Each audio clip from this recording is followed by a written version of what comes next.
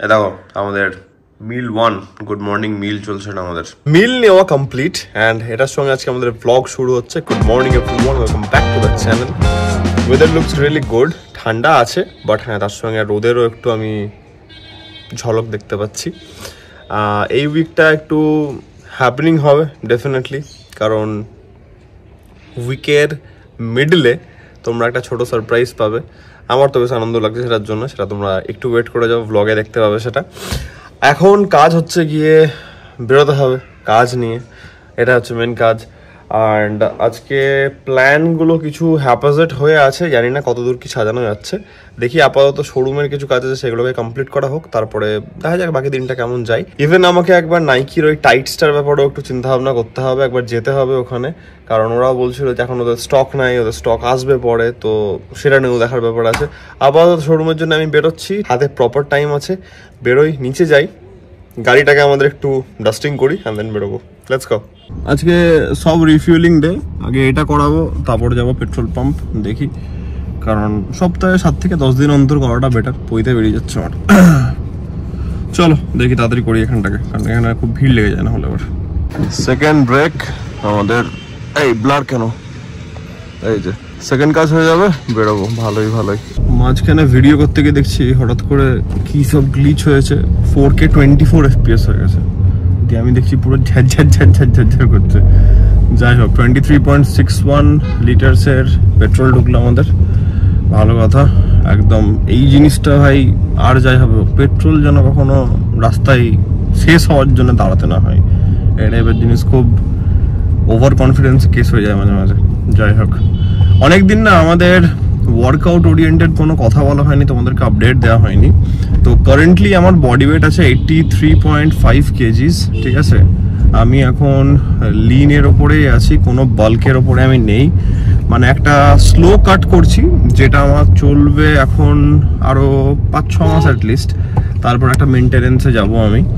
তো calorie intact high ওইভাবে থাকছে না একদমই, একটা বেসিক ক্যালোরির ওপরেই থাকছে, বাট হ্যাঁ প্রোটিন ইনটেকটা ডেফিনেটলি হাই থাকবে আমাদের সবসময়তেই, এখনো হাই আছে। আর গেনের একটা ব্যাপার কি না, গেন যখন হয় ডেফিনেটলি, আমি তো ওই লম্বা করি যে কোনো প্রোগ্রাম, যে গেন হলো ওটা লম্বা গেন হলো 1 বছর বা 1.5 বছরের এই টাইপের, তাহলে কি কোয়ালিটি মাসেলটা গেন হয়, সেরকম ফ্যাট বডিতে ধরে না, এটা একটা অ্যাডভান্টেজ। তো এই যে কাটের ওপরে আমি আছি, এটা এখন বলতে গেলে বহুত দিনই চলবে, নট যে পার্টিকুলার কাট যে 80, 70, 60 এভাবে নেমে যাবো সেটা না, মানে প্রোগ্রামটাকে ধরে রেখে ক্যালোরিটাকে মেনটেন করে ম্যাক্সিমাম যতটা লিন মাসেল গেইন করা যায় আর তার সঙ্গে ফ্যাট কতটা কাট অফ করা যায়, এটা হচ্ছে একটা কাইন্ড অফ প্রোগ্রামের উপরে আমি আছি, মানে একদম লেম্যান টার্মে আমি তোমাদেরকে বোঝালাম। যাই হোক, এবার গেইন ব্যাপারটা এমন, গেইনটা একটু গ্যাপ দিয়ে করাটা বেটার। তার কারণ হচ্ছে গিয়ে গেইন করলে বডির উপরে ডেফিনেটলি অনেকটা প্রেশার পড়ে, ঠিক আছে। ফার্স্ট অফ অল তো এত খেতে হয়, তো ডেফিনেটলি লিভার আর স্টমাক তোমার হাইপার অ্যাক্টিভ হয়ে থাকে তখন, ওই জন্যে একটা প্রপার গেইন হওয়ার পর মিনিমাম অ্যাটলিস্ট দরকার বছর দেড়েকের তো গ্যাপ দেওয়াটা বেটার। আমি তো অ্যাটলিস্ট 1.5-2 বছরের গ্যাপ দেবো, তারপরে শুরু করব, কারণ তাহলে কি তুমি ফুল ফ্লেজেড আবার পুশ করতে পারবে বডিটাকে। অ্যান্ড গেইনিং একটা এমন জিনিস না যে মাঝেই ভালো, তার কারণ হচ্ছে গিয়ে ধরো লাইফস্টাইল সবারই কাজের মধ্যে থাকে, ঠিক আছে। আমরা কোনো প্রফেশনাল অ্যাথলিট না যে এটাই আমাদের মেন কাজ। হ্যাঁ ডেফিনেটলি এটা শখ, এটা প্যাশন, কিন্তু সেটার সঙ্গে লাইফস্টাইলটাকে ভুললেও হবে না।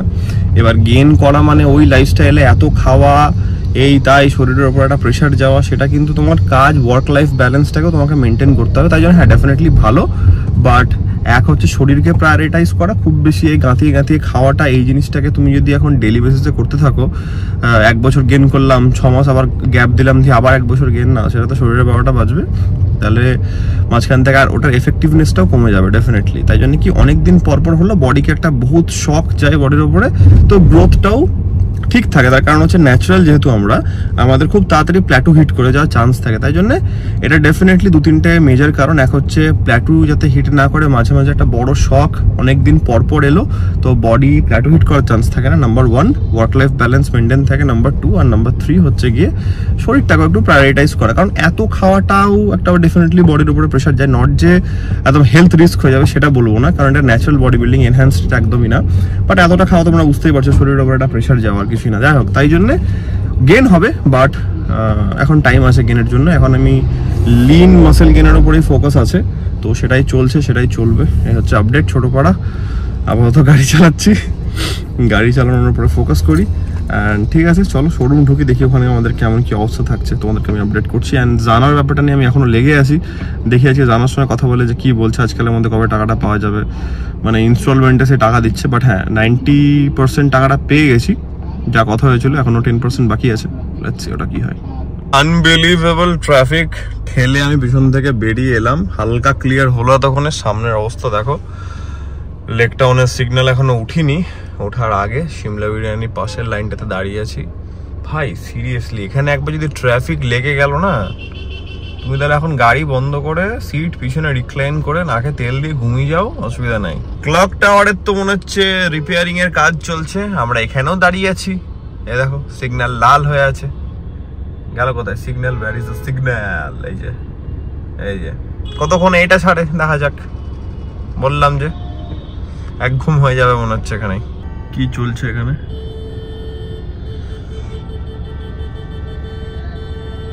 সব জায়গায় ওইদিক থেকে দেখো, ওইদিকে জ্যাম লেগে গেছে সার্ভিস লেনে, এখানে গল্প চলছে, সামনে ট্রাফিক লেগে আছে। মাই গড, এই ভাই এত অবস্থা টাইট হয়ে যাবে মনে হচ্ছে আজকে বাড়ি যেতে গিয়ে। হালকা হালকা ছাড়ছে, আবার ধরছে, আবার ছাড়ছে, আবার ধরছে। লাইন দেখো, 4খানা লাইন হয়ে আছে, ঠিক আছে। অ্যান্ড আবার দাঁড়াবে সামনে গিয়ে, দেখো।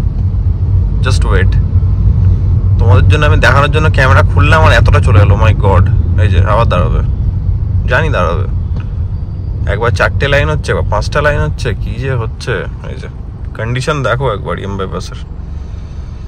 বাট এটা থাকে ওই চিংড়িঘাট অব্দি বাঁধা ধরা, এটা না থাকলে মনে হচ্ছে এখন আমার মন খারাপ করতে লাগবে যে ভাই কি ব্যাপার আছে, ট্রাফিক নাই। ও মাই গড, কুয়াশা পড়ছে বাই দ্য ওয়ে।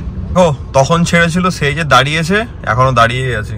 অবস্থা দেখো, হলো এই চলবে এখন, কোনো মানে হয়? এগ হোয়াইটের কোয়ান্টিটি আছে একটু ডাবল কি, আজ একটু বেশি বাড়ানো হয়ে গেছে।